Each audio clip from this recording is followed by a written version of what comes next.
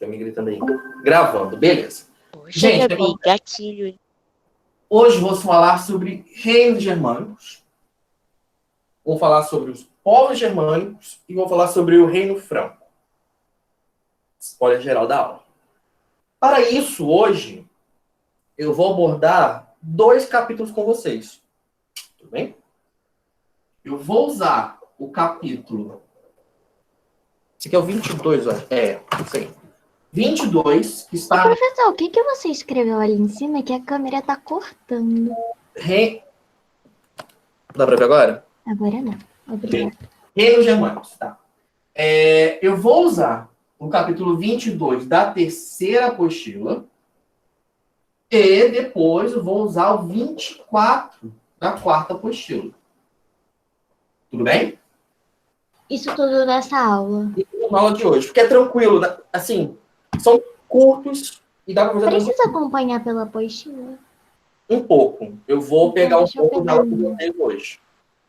Uma parte eu vou resumir, mas uma parte eu vou usar com vocês. Então vai precisar da terceira e da quarta, né? Da terceira e da quarta. Deixa eu pegar lá rapidinho. Tudo bem, tudo bem. Então, reinos germânicos. Quando eu estou falando disso aqui, eu estou falando daquele pessoal que a gente já viu e que receberam o nome de bárbaros. A gente chegou a ver um pouco sobre eles na aula sobre o fim de Roma. E a gente tem que lembrar que a palavra bárbaro,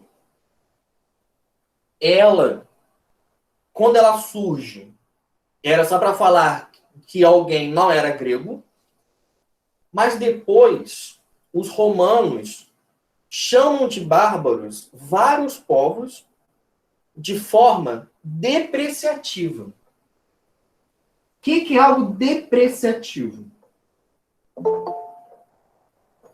Sim, entra. Vai ter.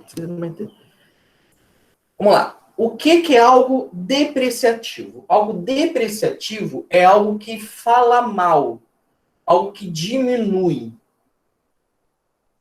Se eu chamar, você falou que alguém é burro, é feio, é estranho, é péssimo aluno, eu estou usando palavras depreciativas dessa pessoa. Então, quando os romanos chamavam esses vários povos de bárbaros, o intuito era de depreciar, era de falar mal, de diminuir. Beleza aqui? Tranquilo? Seria como eu chamar, ele é um idiota, é um babaca, e daí para baixo. Mas, hoje em dia, a gente tem mais conhecimento sobre quem eram esses bárbaros. Tá? Então, eu vou pedir para vocês abrirem no capítulo 22, página 67, por favor.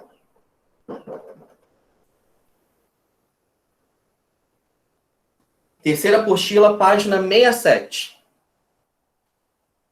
Tá. Não é revisão, não.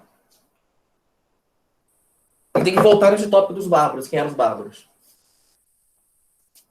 Na página 67... Aqui tem quem eram os bárbaros. Né? Exatamente, essa página aqui. Quem eram os bárbaros. Você vê que aqui tem um mapa da Europa, um pouquinho do norte da África. E aqui está mostrando vários reinos bárbaros, desculpa, com vários povos sendo apontados aqui. O que isso aqui está nos mostrando? Esses bárbaros, na verdade, eram muito diferentes uns dos outros. Tinham muitos povos diferentes. Eu diria que devia ter tido uns 30 para cima. Tudo bem? E aqui, no segundo e terceiro parágrafo, está nomeando alguns. Tem só 3 parágrafos aqui. No segundo, a gente tem o seguinte. Os principais povos que habitavam as regiões norte e nordeste da Europa e noroeste da Ásia eram de origem germânica. E os territórios a leste dos rios Danúbio e Reno marcavam a divisa do Império Romano com as tribos germânicas.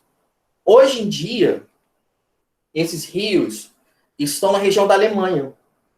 Alemanha, Suíça, ou seja, é mais aqui onde se tem aqui saxões, é mais aqui na região onde se tem saxões, tréveres, lombardos, é por aqui.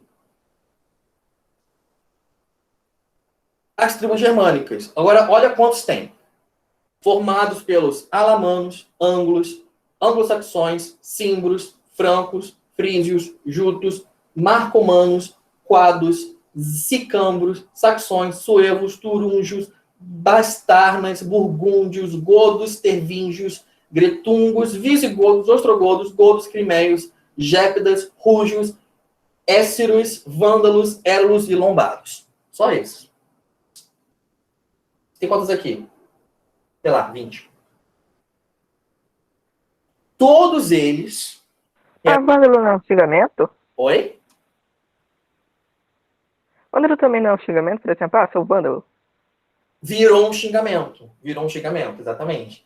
Porque esse povo antigamente não era. Ele ficou muito marcado de que quando ele invadia um lugar, ele destruía muito o lugar.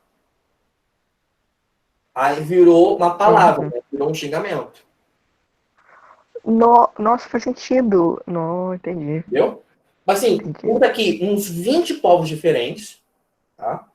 Que às vezes tinham uma coisa em comum ou não, mas que todos eles foram chamados pejorativamente, de forma ruim, de bárbaros.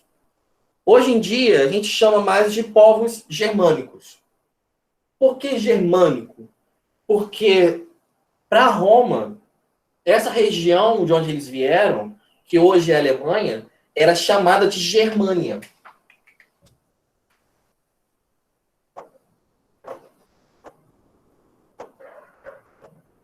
Se pegarem um mapa romano, vocês vão ver que a região da Germânia era essa região além dos limites das fronteiras de Roma.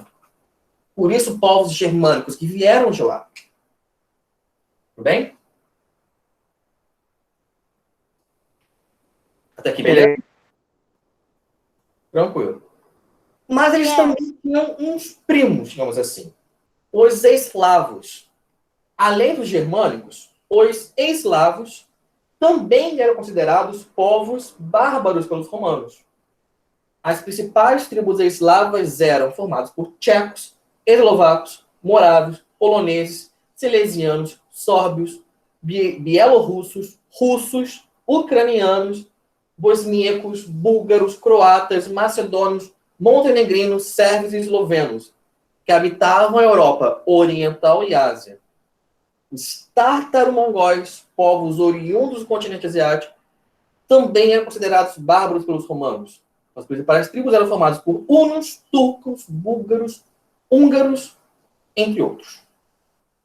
Mais uma vez, muita gente, muitos povos diferentes, que às vezes tinham elementos entre si em comum, às vezes não. Mas aqui deve ter uns 50 povos diferentes, e os romanos chamavam todo mundo junto de bárbaro. Tudo bem? Eu podia ter depois também falar dos nórdicos. Beleza. Que ficaram conhecidos pelos vikings. Porque eles também tinham uma certa proximidade com os germânicos. E se vocês olharem esses nomes, vocês vão reconhecer muitos países atuais. Tem russos, da Rússia. Ucranianos. Tem russos? Sim. Estamos falando dos povos, do povo antigo, que acabou dando origem, depois de muitos anos e muitos séculos, à Rússia.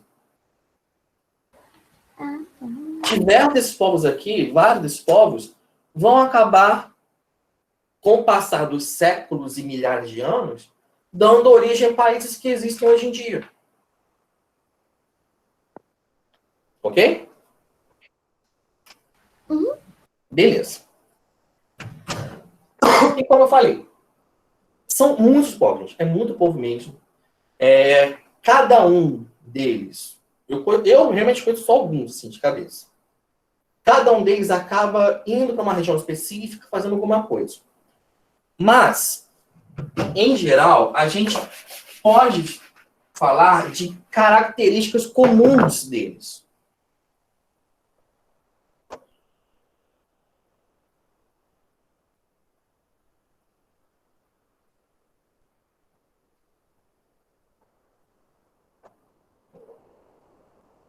Apesar de diferentes, eles, em geral, mais ou menos, na verdade, tinham características, elementos em comum. Que elementos em comum eram esses? Primeiro, eles eram politeístas. Ou seja, cultuavam vários deuses.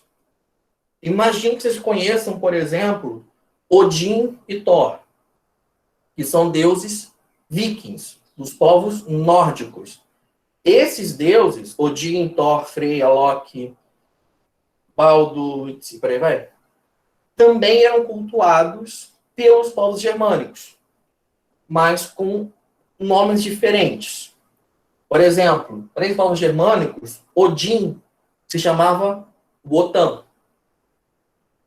Thor, acho que era Turd, se não me engano.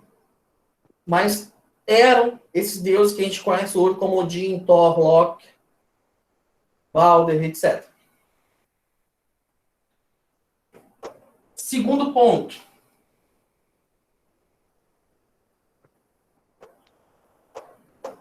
Valorizavam a atividade militar.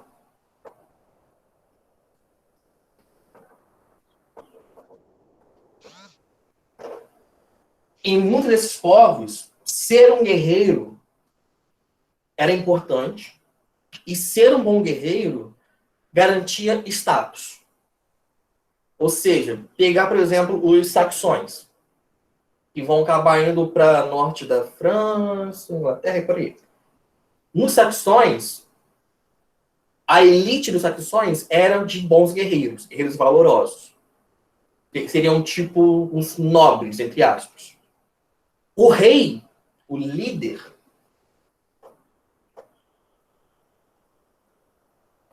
era líder militar,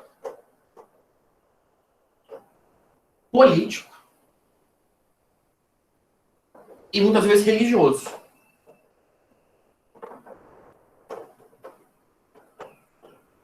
Ou seja, o líder de um desses povos germânicos, primeiro, era o líder, era o rei, né? Então tinha poder político.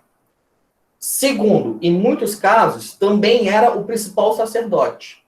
Era o principal responsável por lidar com os deuses, por fazer um ritual, por fazer um culto. Mas ele também tinha que ser um guerreiro valoroso.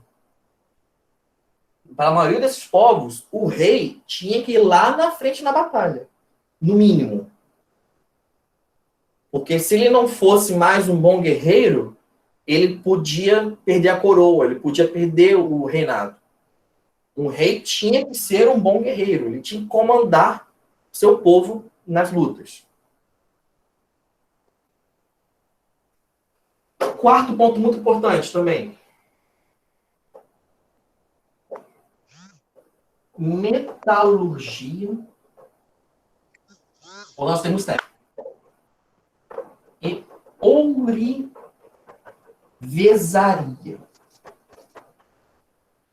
Metalurgia e ourivesaria. São dois termos técnicos, mas são fáceis de entender.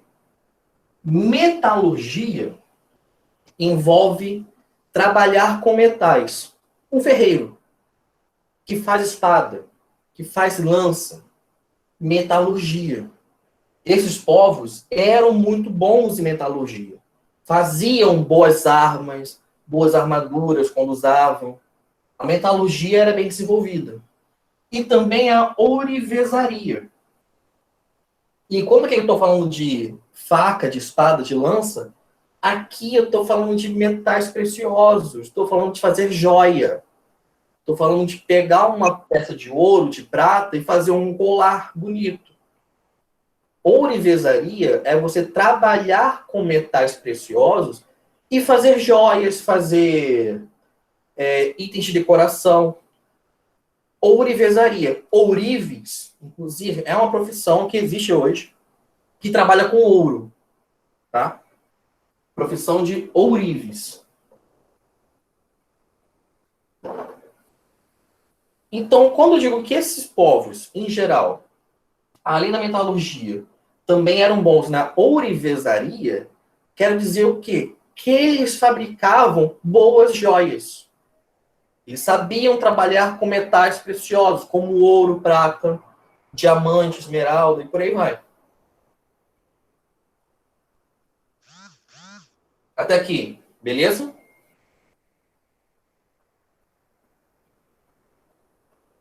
Pessoal? Aham, Beleza. é verdade, copiei aqui rapidinho, professor.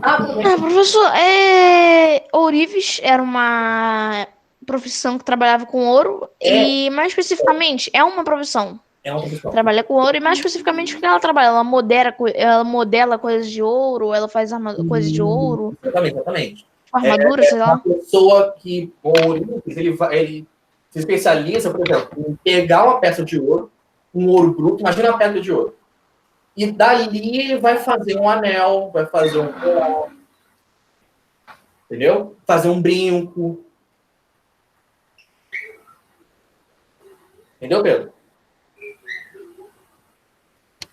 Sim, é só aquelas pessoas que fazem tipo joalharia, só que é pessoa que é tipo um ferreiro, só que de ouro apenas.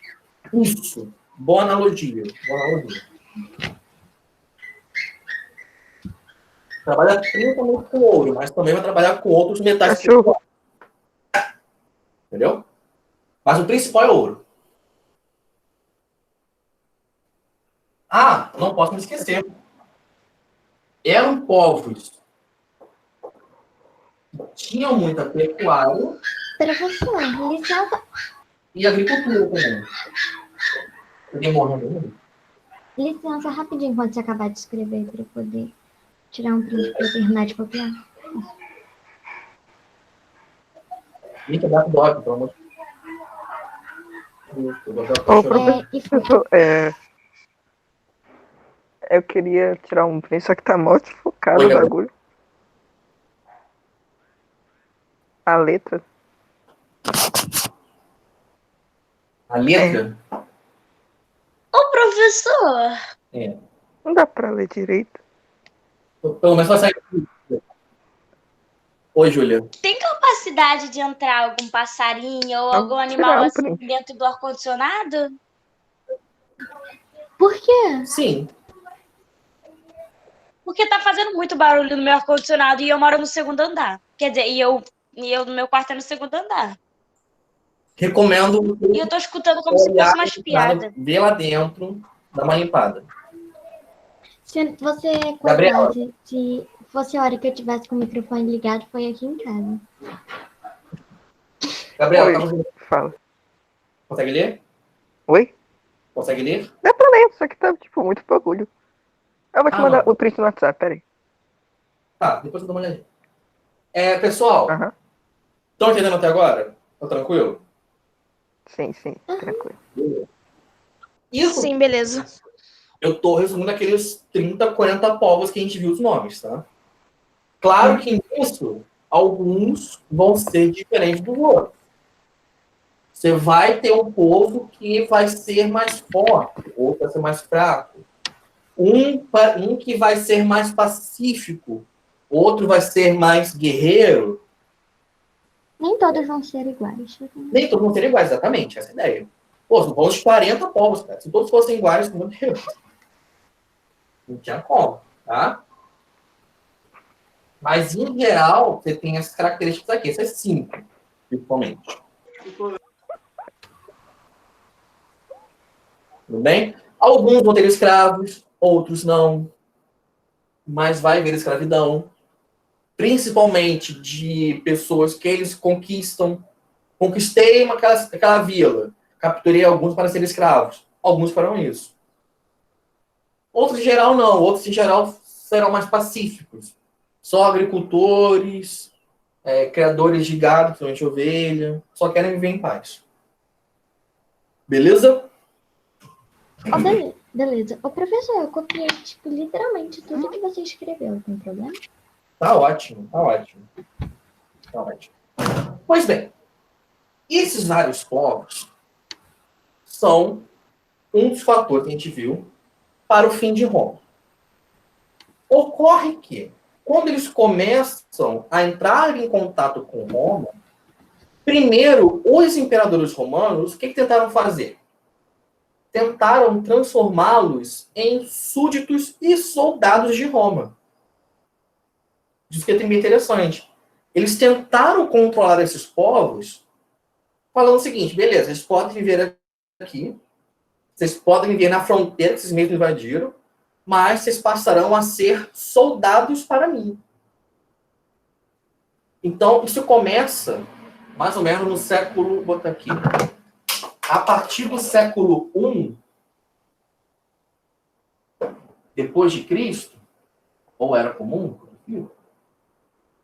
os imperadores romanos começam a meio que contratar povos germânicos para serem soldados e guardarem as fronteiras, cuidarem das fronteiras de Roma. Com o tempo, isso vai aumentando, vai aumentando, vai aumentando.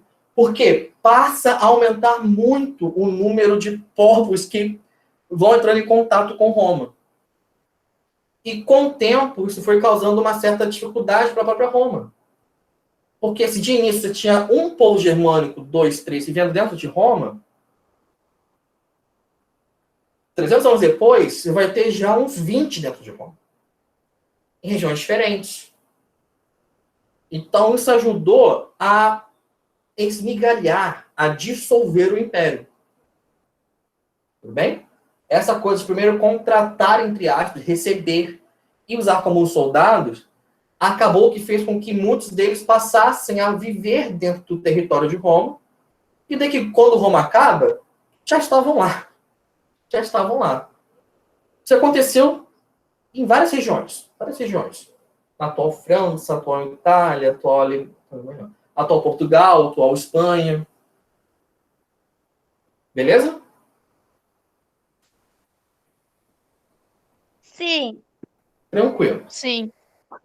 Porém, de início estava mais tranquilo. Né? De início ficou nessa coisa. O povo chegava, os imperadores tentavam combater, se não conseguissem, meio que absorvia para si. Esse povo passasse a ajudar Roma. Mas chegou no momento que não deu mais. Não deu mais. E alguns povos específicos deram dor de cabeça específica. Eu vou avançar agora para a página 70. Também na terceira apostila. E lá vai o carro do gás. Oi? E aí passou o carro do gás. E aí passou o carro do gás. Isso aí não passagem, eu fico triste não passagem. Professor, tipo, passar de boas, não ficar parado igual daquela vez. Gente, aqui na página 70, está explicando pra gente as principais, realmente, invasões germânicas. Ou seja, quais povos, de fato, foram invadindo, criaram mais problemas e ajudaram no pontapé final de Roma para Roma morrer. Coitada de Roma. Aqui já é Roma. Descansa em paz. Então, aqui, nas invasões bárbaras, a gente começa com um parágrafo falando que deu problema. No século IV, 300 e alguma coisa, para quem não lembra, ocorreram várias catástrofes onde os germânicos residiam. Secas, inundações, incêndios em floresta, ocasionando problemas de abastecimento de alimentos e levando-os a se deslocar para outras áreas em busca de terras férteis. O que isso quer dizer? Onde eles viviam, na região da Germânia, começou a ficar difícil a vida, por causa da própria natureza, E muitos começaram a migrar, ir para os lugares onde pudesse parar. Os povos germânicos iniciaram um conflito entre eles, vários conflitos. E muitos vão conquistar outros. Aconteceu muito. Um povo germânico conquistar outro. Era muito comum. E os perdedores tentavam entrar no território romano, sendo reprimidos pelas legiões romanas. Já tá ruim. Aí começa a treta ruim. Os hunos. Entretanto, os hunos, povos tártaros mongóis provenientes da Ásia, passaram a conquistar territórios na Europa, atacando as tribos germânicas que começaram a tentar entrar nos territórios romanos para se proteger. Gente, os hunos, eles chegaram a invadir Roma. Os hunos, já ouviram falar de Átila, um huno? O cara é pop. Foi um comandante desse povo que veio lá da Mongólia, lá do final da Ásia. Era um povo muito equestre, ou seja, usava muito cavalo, e era um povo muito guerreiro. Muito guerreiro. Eles conquistaram vários povos, e eles invadem a cidade de Roma, e eles saqueiam Roma. O saque de Roma pelos hunos, se vocês procurarem imagens sobre seguras, que seja, tem relatos de que Roma pegou fogo, que muitas pessoas foram mortas. Os hunos passaram a faca em Roma. Tudo bem até aqui? Então, a primeira dor de cabeça. Uhum. Cruz credo, tacaram fogo no povo aí. Ai, de graça. Primeira dor de cabeça, os hunos. Primeira grande dor de cabeça. E principalmente, os hunos começaram, assim que os hunos vinham invadindo, eles meio que empurravam os outros povos que tinham fugido dos hunos. Os outros povos entravam mais em Roma. E no mesmo período, voltando aqui, os romanos estavam em grandes dificuldades, devido, principalmente, à crise escravista, ocasionada pelo fim das conquistas de territórios. Roma já estava mal, já não estava aquela coisa bonita. Ainda vem povo invadindo? Pelo amor de Deus. Nesse contexto, o exército romano, que havia diminuído consideravelmente em decorrência das disputas entre os generais pelo poder ou falta de pagamento, não foi capaz de deter os povos germânicos, que conseguiram aos poucos adentrar no Império Romano.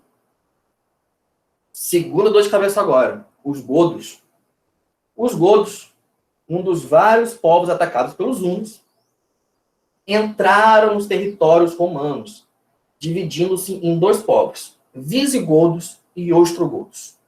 Visigodos vão para a região que hoje é Espanha, e ostrogodos vão fazer uma festa ali pela região da Itália. Os visigodos ingressaram em Roma, saquearam a cidade. Todo mundo saqueia Roma, tá? Roma era tipo, vamos saquear Roma, vamos. Beleza. Tipo um churrasquinho de fim de semana. E rumaram para a Península Ibérica. Península Ibérica, onde hoje é Espanha e Portugal. Dominando praticamente toda a região. Depois, também conquistaram parte da Gália, a atual França. Já os ostrogodos, priminho, formaram seu reino na Península Itálica. Península Itálica, Itália.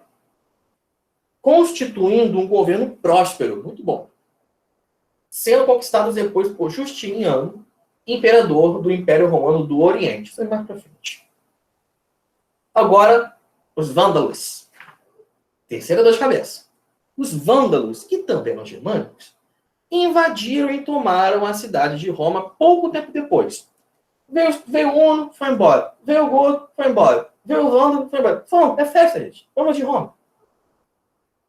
Anteriormente, haviam saqueado parte da Península Ibérica.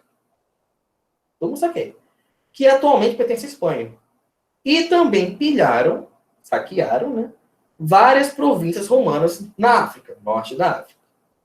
Foram convencidos pelo Papa Leão I a não incendiar nem assassinaram os habitantes de Roma. Estavam querendo passar a faca. Os vândalos também seriam conquistados pelo imperador romano do Oriente, Justiniano. O cara era bom. Quarta dor de cabeça, os francos. Isso aqui é mais legalzinho. Os francos, pertencentes ao povo germânico, como todo mundo, liderado pelo rei Clovis, adoro esse cara, conseguiram estabelecer um dos reinados mais duradouros dentro dos limites do antigo Império Romano. Entre outros motivos, esse êxito se deve à conversão dos francos ao cristianismo. Eu vou focar com vocês hoje sobre os francos, porque desses aqui, eles acabam sendo, para a gente, um dos mais importantes. Tudo bem? Então, daqui a pouquinho eu vou falar mais sobre os francos em si. Eles foram os mais felizes do rolê todo. Até aqui, beleza? Tipo isso. Ah, Agora, depois de todo mundo saquear Roma, o que a gente faz com Roma? Mata de vez Roma. Quem matou de vez Roma? Os Érulos. Outros povos no século V também se introduziram nos territórios do Império Romano, como os Érulos, Alamanos, Lombardos, Saxões, Suevos, Burgúndios, Jutos, entre outros. E cada um como um pequeno império. Mas os Érulos foram, tipo assim, enterrou de vez e jogou a pá de cal. Odoacro. prof. Oi. Então, meio que, tipo, isso era um leve canibalismo? Não. Quer dizer, não. Assim, a gente... Não, eles não praticavam canibalismo. Ué. Era conquista militar, saque de riquezas, pilhagem. Era guerra. Eles eram civilizados, entre aspas. Eram civilizados diferentes dos romanos. Eles só valorizavam muito da coisa da cultura militar. Sendo que esses tudo bem, tá? depois dos séculos, vão dar origem aos europeus. Tipo, o militarismo tinha muita importância antigamente, né? Hoje ainda tem muitos países. Tudo era tropa, tudo era Sim. negócio. E muitos países ainda é. Só que a cultura hoje gera mais pela paz. Então vamos lá. Matando Roma de vez. Último parágrafo. Odoacro, rei dos Érulos, junta seu exército. Depois, Rômulo Augusto, o último imperador dos romanos. O coitado era um adolescente de 13, 14 anos, não lembro agora. Licença, professor, posso ir no banheiro? Pode sim.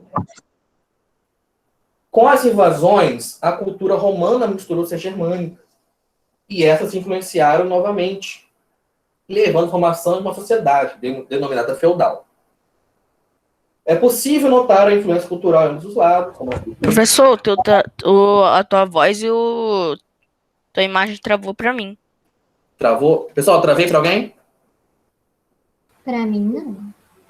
Só pro Matheus. Travou aqui, gente. Pra vocês travou Pra também mim não, ou só pra eu mim que não. travei? Pra mim, não. Mas me travou aqui. Tá todo Aqui travado. o som de todo mundo tinha parado pra mim. Ah, agora parou. Agora voltou, quer dizer. Oi. Voltou. Voltou. Então, Aham. quem a gente tem?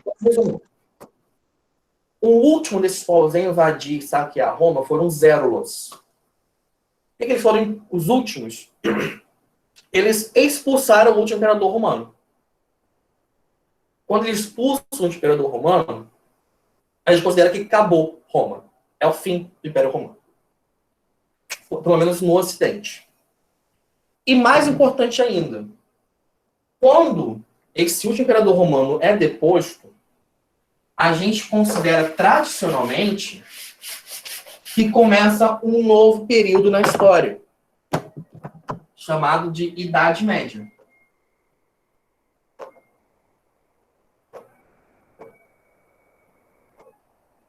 Esse período, ele está falando de Idade Antiga, tá até agora Idade Antiga. A Idade Média, ela vai tradicionalmente, assim, coisa mais tradicional mesmo falando, desse Fim de Roma, quando Odoacro expulsa o último imperador, em 470 e alguma coisa, até 1000 anos depois, quando os turcos conquistam Constantinopla em 1453. Ok, beleza. De qualquer forma, é agora um período que dura mais ou menos 1000 anos. Professor, como é que isso aconteceu? Como é que a média aconteceu? Tipo, surgiu do nada. Então, essa questão é boa, Júlia. Essa questão é muito boa. Ah, que coisa na Questão... terra. Ah, não, tá com o áudio aberto, desculpa. Oi? Eu, às vezes, eu falo sozinha aqui, agora que eu percebi que eu não tava com o áudio aberto. Mas, assim, essa questão é muito boa, Júlia. Essa questão é muito boa mesmo. Essa divisão, uma divisão antiga. Bem antiga mesmo. Eu só explicar lá rapidinho. Entre Idade Antiga, Média e Moderna. Quem fez isso aqui foi um pessoal lá de 1500, 1600 e por aí vai. E foi um pessoal que começou a estudar mais Grécia e Roma. Isso aqui é uma matéria do futuro para a gente ver, tá? E falou assim, pô, Grécia e Roma foi maravilhoso, bacanérrimo, Idade Antiga. A gente, nós hoje, somos lindos, Idade Moderna. Somos modernos. Mas entre nós e Roma, o que teve esses 1000 anos? Uma idade passageira, uma idade média. Não tem nada aqui não. Então, essa galera olhou para esse período de 1000 anos e falou, serviu de nada. Por isso o nome Idade Média. Tá?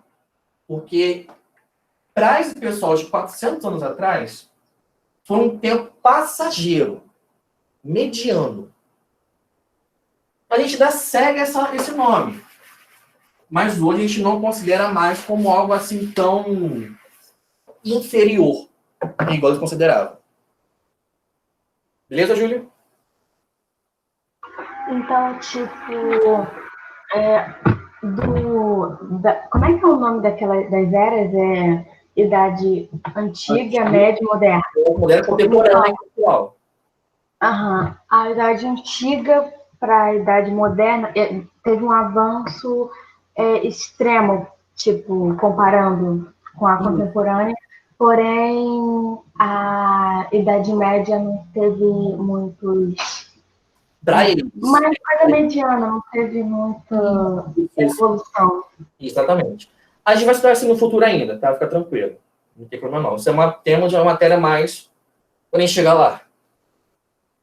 Mas, assim, essa visão, ela ficou durante muito tempo de falar que esses 1000 anos de Idade Média foram uma porcaria, sem de nada. Mas hoje a gente já vê que não foi assim. Calma. Vamos estudar bonitinho, vamos ver o que teve de importante nesse período. Porque, pô, 1000 anos é 1000 anos, né? Irrelevante, assim, para a vida. Né? Então, a gente vai começar a estudar agora Idade Média. A Idade Média, a gente divide entre, basicamente, 2 momentos. O começo, a Alta Idade Média, e o fim, a Baixa Idade Média.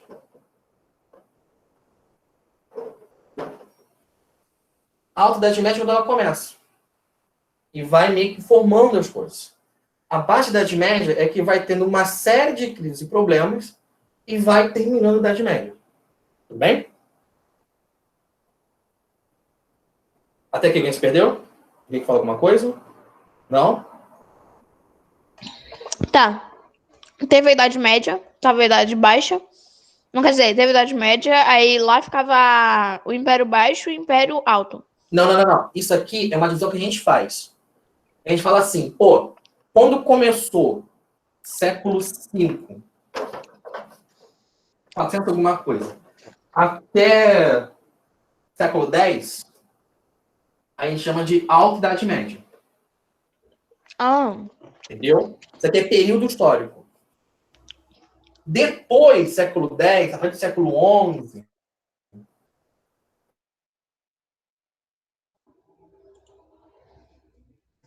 século XIII, que vai do 11 ao 15. Eu tô falando de épocas. Entendeu? Beleza. Ainda tem para alguns que é a central, que é o 11 ao 15. Enfim, não importa. Não importa. Hoje, agora, quer dizer, eu vou falar com vocês, mas da Alta Idade Média. Por quê? O que foi marcante na Alta Idade Média? Esses reinos germânicos vão surgir pela Europa toda. Esses vários povos, visigodos, ostrogodos, vândalos, francos, blá, blá, blá, eles, depois de saquear Roma no último rascunho da tarde, eles vão fundar seus próprios reinos. Eles vão passar a viver em Roma. E vai haver uma coisa muito interessante, porque você vai ter uma mistura. Esses vários reinos vão misturar a cultura germânica deles mesmos, ou seja, o que eles mesmos traziam, mais cultura romana.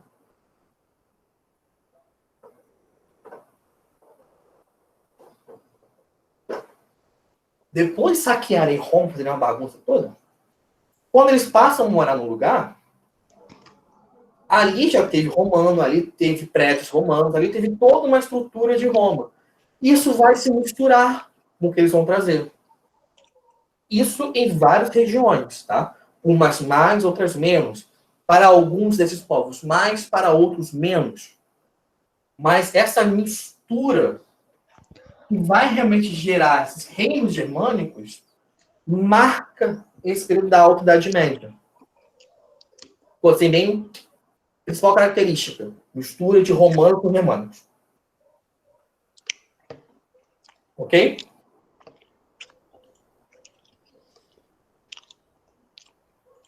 Beleza, beleza, ok, ok?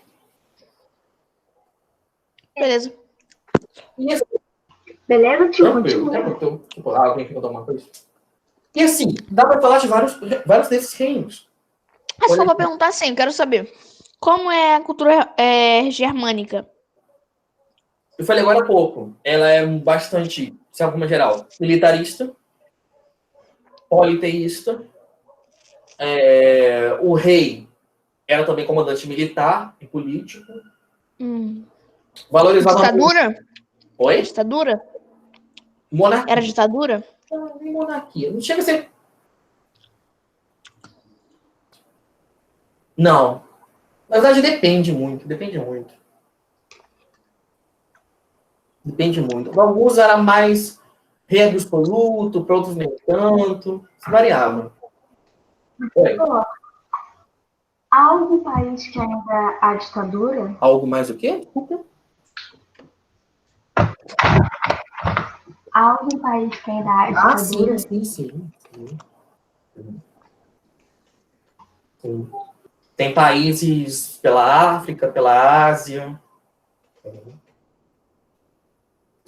O mais recente está sendo um país que é na Europa, Bielorrússia, do leste da Europa.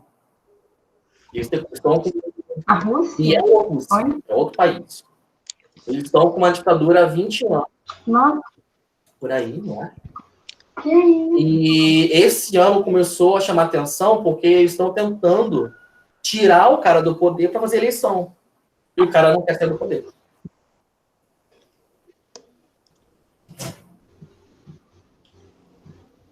Ai, gente. Ô, professor, a Coreia do Norte é uma ditadura? Para do norte, uma ditadura. Ah, tá. Por isso que todo mundo reclama. Isso. Agora, voltando aqui, gente. Voltando aqui. Reinos germânicos. Primeiro, você deve essa mistura. Isso aqui foi muito importante. Segunda coisa muito importante. Fundamental. Ruralização.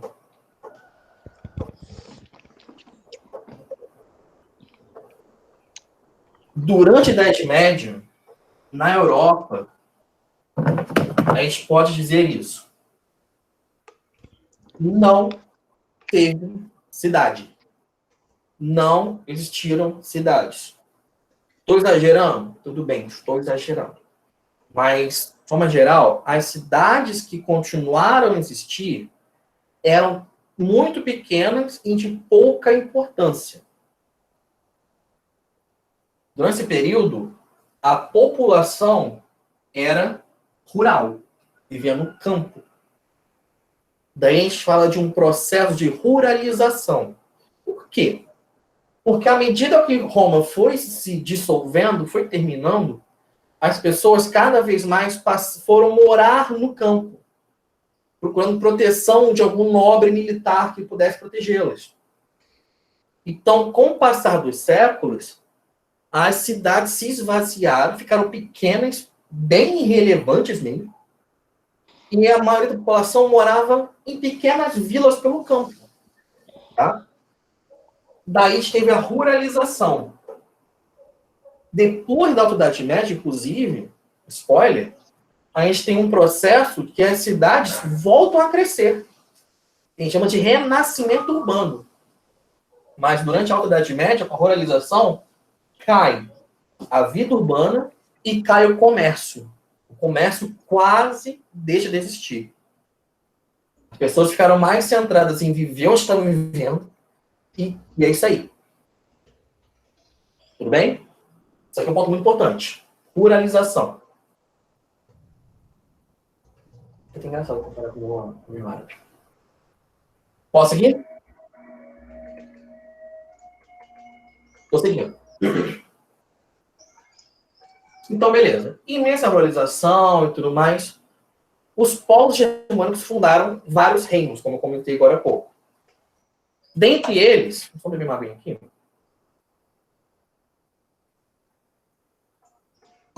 O mais importante, ou o que durou mais, digamos assim, o que deu mais certo, foi o do povo franco.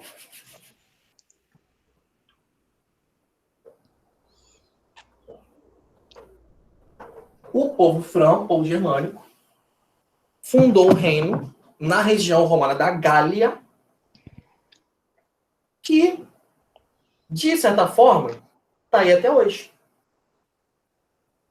O povo franco deu origem à França, ao país França. Então, por favor, agora na apostila do quarto trimestre. Eles falavam francês? Desculpa. Eles falavam francês? Ainda não. Ainda não. Professor, agora é a quarta apostila? Agora é a quarta apostila. Ah, Qual página? a Europa em si, ela falava várias línguas ou era só uma língua diversa? Boa, pergunta é boa, olha só. O Professor, a Europa em si, ela falava outras línguas ou era só uma língua diversa? E cada povo germânico também falava só o seu idioma. O que acontece? Quando Roma se expande séculos antes.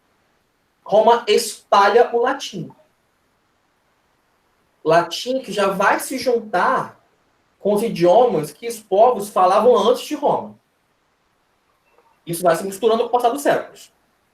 Quando vem os povos germânicos, mais mistura.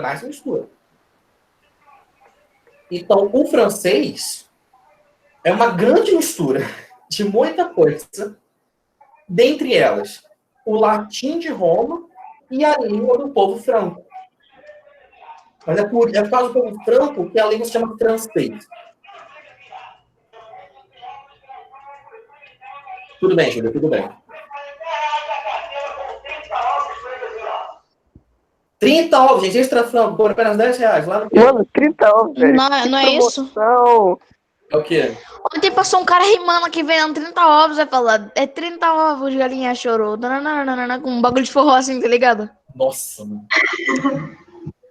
A galinha chorou. Galinha chorou. Vocês na rua de vocês, na minha rua, passou um cara falando Professor, na sobre minha rua, a como maioria que das os coisas que minérios eram passam são carro de importantes. chuva e da noite. Não faz sentido. Professor, ontem na minha rua. Ai, nossa, não posso nem falar, que triste. Eu dei minha vida. Seguinte, ontem na minha rua passou um carro que um cara tava falando quanto que as mulheres eram importantes e tal. E o cara tava falando, tipo, nossa, a mulher tem que cuidar da casa, cuidar dos filhos, ainda tem que botar o marido pra dormir. Aí, o que esse cara tá fazendo na rua? Eu, Ai, ai, nada, esse cara. Ai, o professor, ontem eu lembrei com meu pai, eu comecei a falar, tipo, meu pai me perguntou se eu gostava do Bolsonaro, né?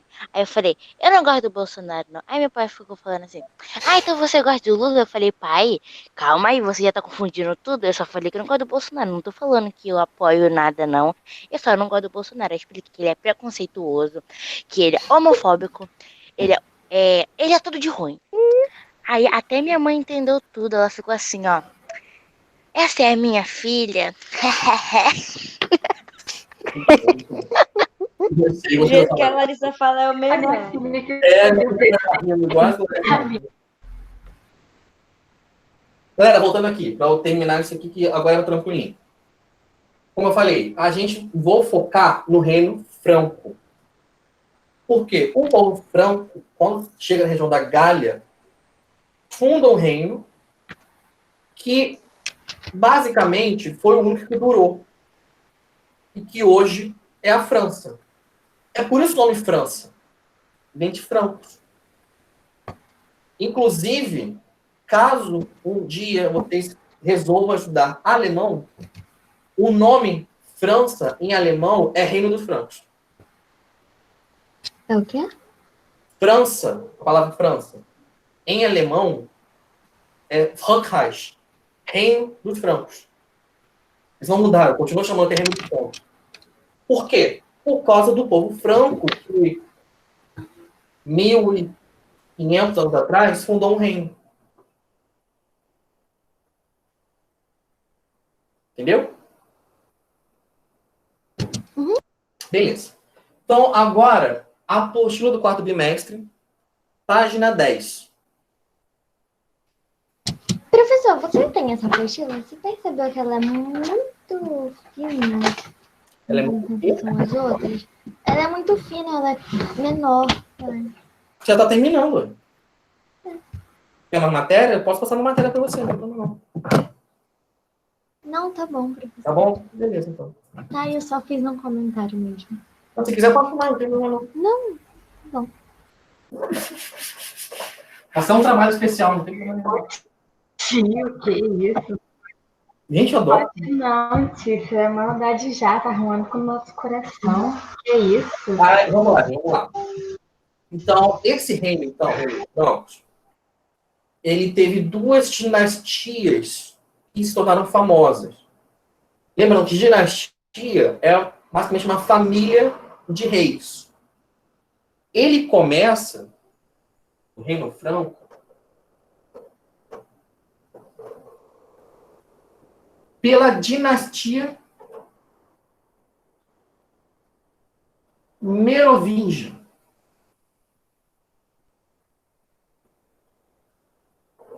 É a primeira dinastia deles. Aí temos aqui Meroveu, estou vendo aqui em cima, foi o primeiro rei dos francos. Por isso, a primeira dinastia conhecida como Merovingia. Os francos experimentaram maior crescimento com Clovis, adoro o nome dele, neto de Meroveu. Seu governo foi marcado pela unificação dos francos e pela implantação da política de conquistas territoriais. O que Clovis fez, então? Reuniu com a galera que não estava unida, chegou e conquistou território. Outra característica, o rei, meu Deus. Outra característica importante foi a aliança com a Igreja Católica. O rei, inclusive, passou a ser chamado de Novo Constantino, primeiro imperador romano cometido do cristianismo. Clovis, então, esse rei da dinastia Merovingia, o que ele fez de importante? reuniu o povo que não estava unido, conquistou muitos territórios e se aliou ao cristianismo de Roma, ganhando apoio, muito apoio do Papa. Com isso, ele conseguiu que seu reino fosse mais estável, durasse mais. Mas depois dele, o negócio não ficou muito bom. Após a morte de Clovis, o cara, né, ele ficou velho e morreu. Porém, o reino viveu um período de muitas disputas internas. O poder real se enfraqueceu. O poder do rei se enfraqueceu. E os governantes dessa fase ficaram conhecidos como os reis indolentes. Gente, a palavra indolente não é legal. Uma pessoa indolente é uma pessoa que não liga muito para as coisas. Uma pessoa que não se preocupa direito. Uma pessoa quase que não quer nada com a vida. Entende? Essa pessoa indolente. Uma pessoa que não age, uma pessoa indolente. Uma pessoa leviana. Como minha avó diria, que gosta de ver o mato crescer. Professor, Oi, posso ir no banheiro? pode. Sim. Obrigada. Nada. Ao mesmo tempo, dos reis indolentes, os reis que estavam lá só por ser rei, fazer nada, ganhava mais prestígio o cargo de prefeito ou mordomo do palácio, major domus, que ampliava sua influência em meio a essa crise. Destacaram-se nessa função Pepino de Heristal e seu filho Carlos Martel. Ou seja, enquanto o rei era indolente, não fazia nada, um cargo de nobres, chamado de prefeito do palácio, ou mordomo do palácio, ganhou mais importância, porque enquanto o rei não fazia porcaria nenhuma, quem governava e tomava conta era essa pessoa nesse cargo. Daí o Carlos Martel. E o que Carlos Martel foi mais influente ainda? Por causa de uma batalha. Que está falando logo abaixo. Olá de novo, Júlio. Tudo bom? Ô tio, você bugou, sei onde é que você tá não, peraí, cadê tu? Ah, pera, achei, tá aí, prossiga. Prossiga. Então, como eu estava falando, enquanto esses reis foram indolentes, faziam quase nada, foram pouco importantes, esse cargo de prefeito ou mordomo do palácio se tornou mais importante, porque acabou sendo ele, a pessoa nesse cargo, que era um nobre, a governar. E das pessoas que ocuparam esse cargo, o mais famoso foi Carlos Martel.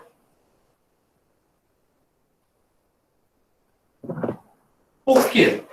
Porque além dele conquistar novos territórios, conquista novos lugares, ele venceu uma batalha muito importante. Batalha de Poitiers. Tá logo aqui, ó. Batalha de Poitiers em 732. Essa batalha foi entre o Reino Franco e invasores muçulmanos, invasores do Islã, que a gente vai estudar mais à frente. Essa batalha foi muito importante para o Carlos Martel, porque ele participou dela e ele venceu. Ele venceu essa batalha. Daí que ele ficou muito famoso na Europa toda. Ele basicamente, podemos dizer assim, ele fez o nome dele na história. Ele se tornou muito importante por ter vencido essa batalha. Ele ganha esse nome Martel por causa dessa batalha. O nome dele significa o que está aqui falando. Significa aquele que golpeia com um martelo. Então você imagina esse cara na batalha. Não devia ser pouca coisa, né?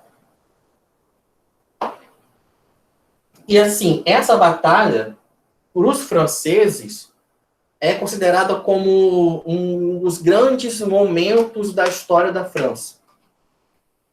Por isso que você vai ter um quadro bonitinho, com a batalha e tudo mais. Para a França, essa batalha contra os muçulmanos é um sinônimo de orgulho.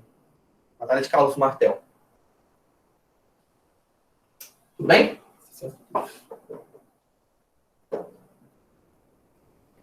Alguém contou alguma coisa ou posso seguir pro próximo?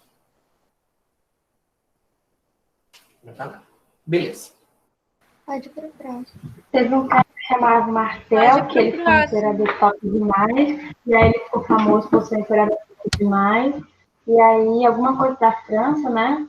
Peraí, quê? O que a França teve a ver? Eu tô com a França e a França. O Reino Franco é a França antigamente. Então, tudo isso aqui, vocês perguntaram para um francês, para eles, isso aqui é história nacional, história da França. Então, essa batalha de Poitiers, para a história da França, ela é muito estudada e muito valorizada. Estou chamando a atenção. Entendeu?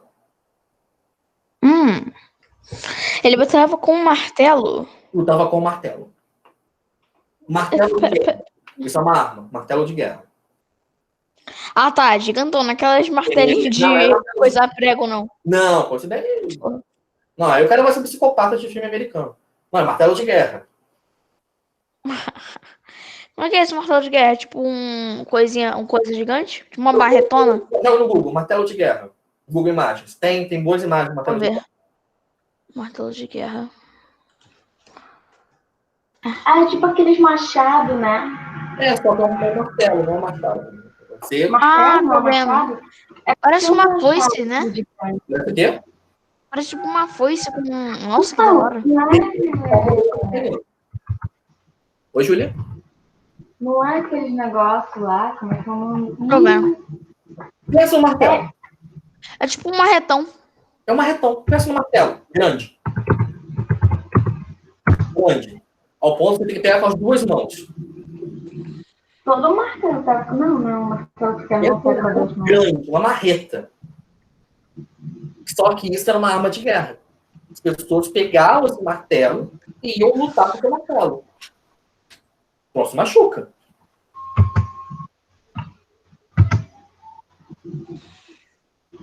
Ai, professor, eu pesquisei só apareceu imagem de régua. Nossa. Depois eu mostro mais pra vocês. Vamos seguir aqui, gente. Porque agora vem a dinastia melhorzinha. A dinastia carolíngia.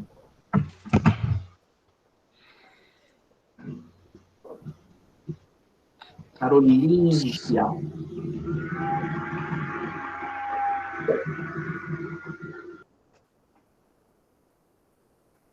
Bom, Carlos Martel, como eu falei, foi um bom governante, tudo mais, bacana, beleza. Aí temos aqui, dinastia carolíngia.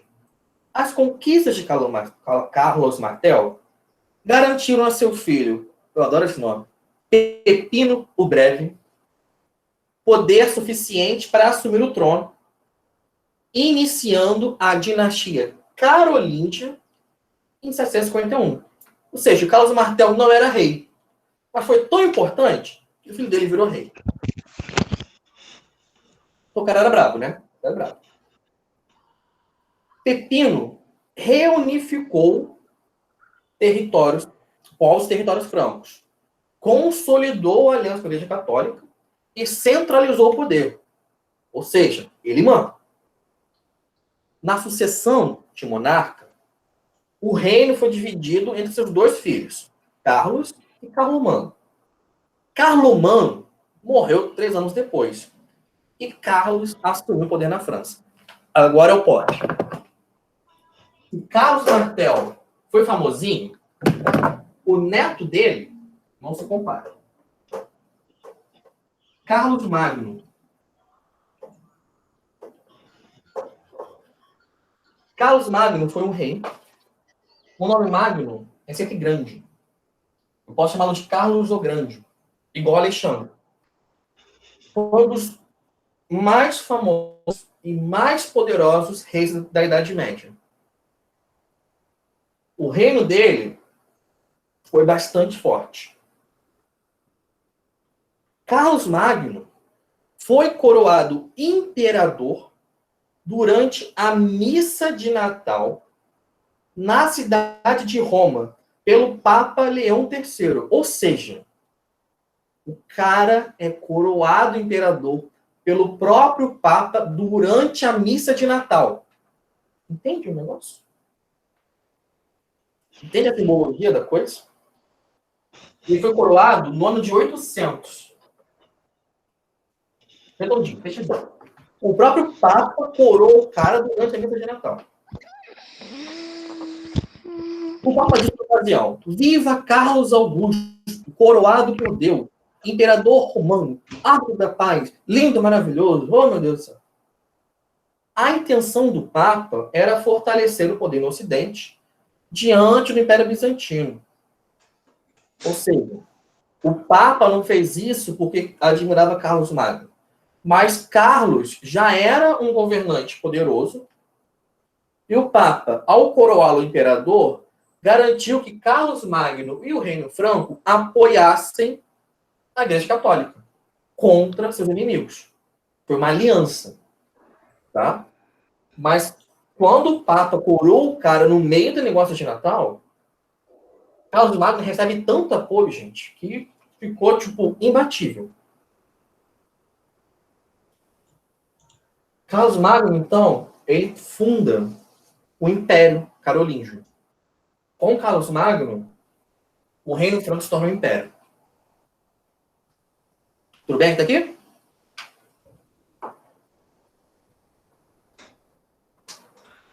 Aham. Então, o que esse cara fez, assim?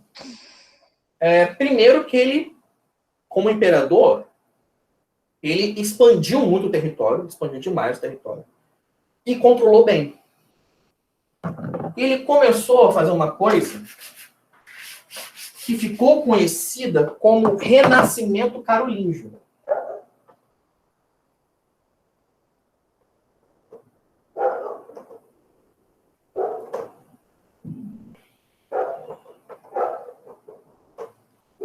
O que foi isso?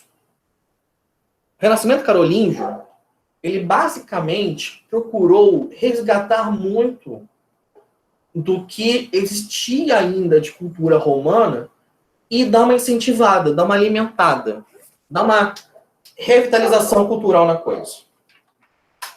Na página 11 está explicando isso.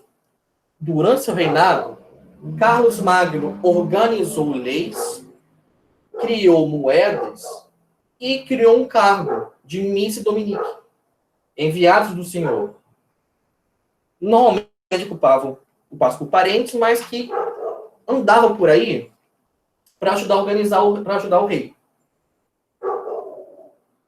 Todas as decisões e normas definidas pelo imperador eram escritas nas capitulares, grandes documentos que eram organizados por capítulos. Ou vem da criação da escola do palácio, ou palatina, que preparava nobres para a burocracia, a administração real. Isso tudo, um monte de coisinha, criar moeda, criar instituição. Quando Roma chega ao fim, isso deixa de existir. Essa é a questão. Deixa de existir. Quando Carlos Magno coloca isso de volta, no ano de 800 alguma coisa, isso é uau! Caramba! Meu Deus! Ele volta a incentivar que usem e estudem latim. Volta a incentivar que livros antigos sejam copiados, que será feito à mão. Criar moeda. Moeda tinha parado de existir. Não existia mais moeda. Não tinha mais dinheiro em moeda. Então, esse é o Renascimento Carolíngio. Tudo bem?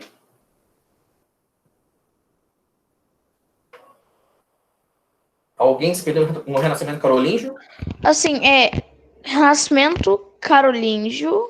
Isso. Pera. Alexandre. Carlos Magno. Tá, pera. Carlos Magno era da família de Alexandre Magno? Não. Eu só fiz um paralelo porque sempre que você vira para alguém na história e fala Magno, Magno é uma palavra em latim que quer dizer grande.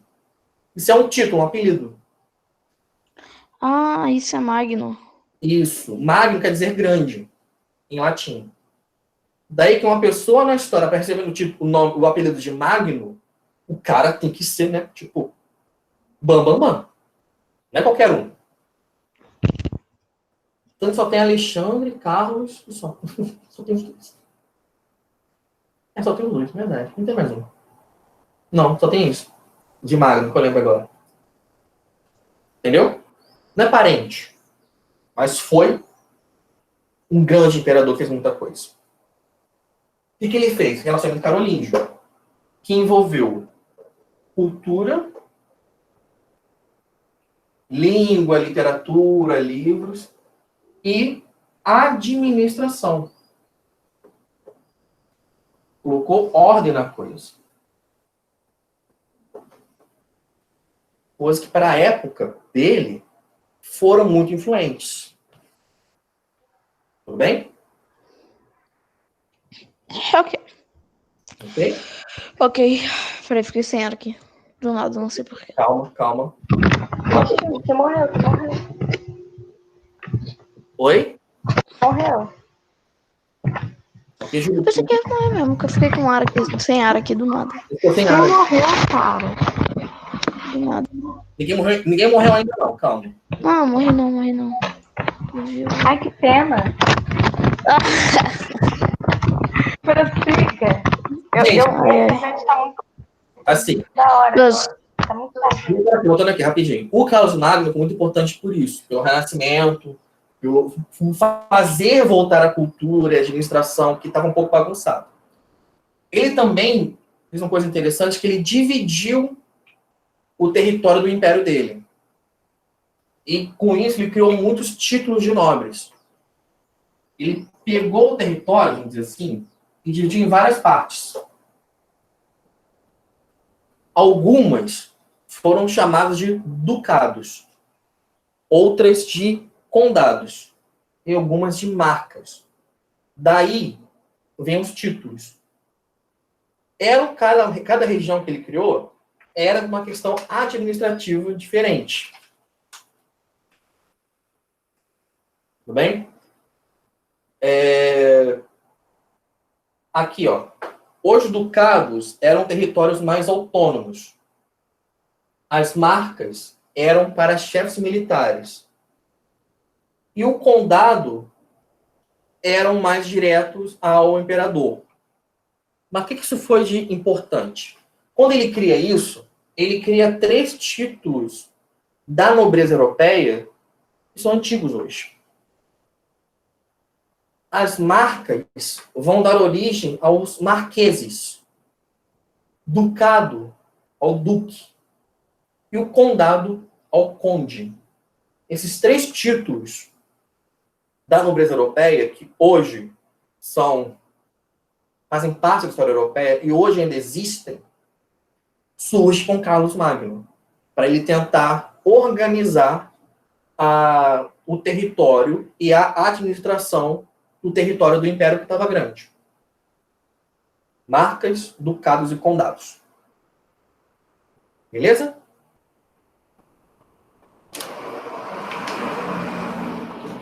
E para encerrar, então... Tá, professor, então, Carlos Magno, ele fez a administração e da cultura, e ele teve o trabalho de administrar e fez o renascimento do carolíngeno.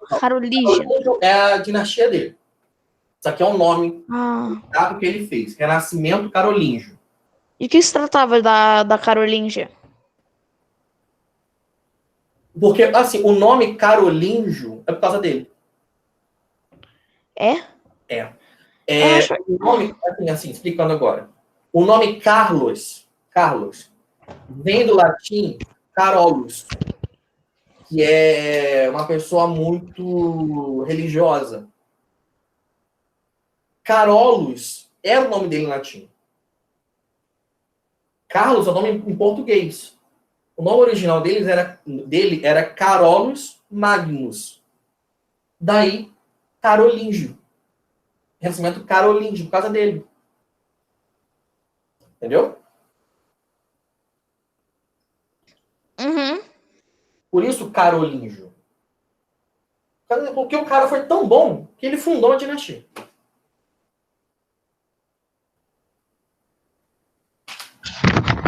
Caraca, meu Deus. Ficou famoso. Oi? O cara ficou tão famoso que até hoje tem gente que se chama Carlos. Meu tio se chama Carlos.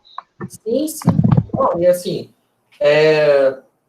para ser chamado, como eu falei mais cedo, para ser chamado de Magno, ele tem que ser muito importante. De extrema importância. Extremíssima importância. Tudo bem? Infelizmente, depois que ele morreu, isso não durou tanto assim, não. Os filhos dele não conseguiram manter tanto assim o território. Ele em si era muito importante. Ele em si foi muito poderoso, muito forte. Depois dele, não durou. Não durou. Ele morre em 1814. O filho dele tentou, mas não conseguiu. Não conseguiu manter o território. E o que aconteceu? Os netos de Carlos Magno acabaram dividindo o império. O império foi dividido em 3. O último parágrafo está aqui. Ó. Carlos Magno morreu em 1814. E seu herdeiro, Luís o Piedoso, não preservou a centralização política do reino. O reino deixou de ser uma coisa só. Ele se dividiu. Depois, posteriormente, Luís deixou o reino para o filho mais velho. E, ao preterir os outros 2 herdeiros, ou seja, ao ignorar os outros 2 herdeiros, estabeleceu as condições para disputas internas entre eles. Resumindo, o cara tentou fazer com que só um filho herdasse tudo, os outros nada. Os outros 2 filhos ficaram muito contentes e começaram uma guerra. Os conflitos duraram até que o Tratado de Verdun fosse estabelecido, dividido o Império Franco entre 3 herdeiros. Carlos, o Calvo, com a região da atual França. Luís, o Germânico, com a atual Alemanha. E Lotário, com a atual Itália. Resumindo, Carlos Magno foi um grande imperador dos francos. O território dele, que ele conseguiu centralizar, organizar e revitalizar e tudo mais, lindo, era muito grande. Pegava a atual Alemanha, Itália e França. E boa parte da Espanha também. Mas depois dele, desandou a coisa. O filho dele, Luís o Piedoso, começou a perder territórios, e os netos dele, quando começaram a disputa interna, para terminarem de brigar entre si, dividiram cada um uma parte. E no final vai dar outro império.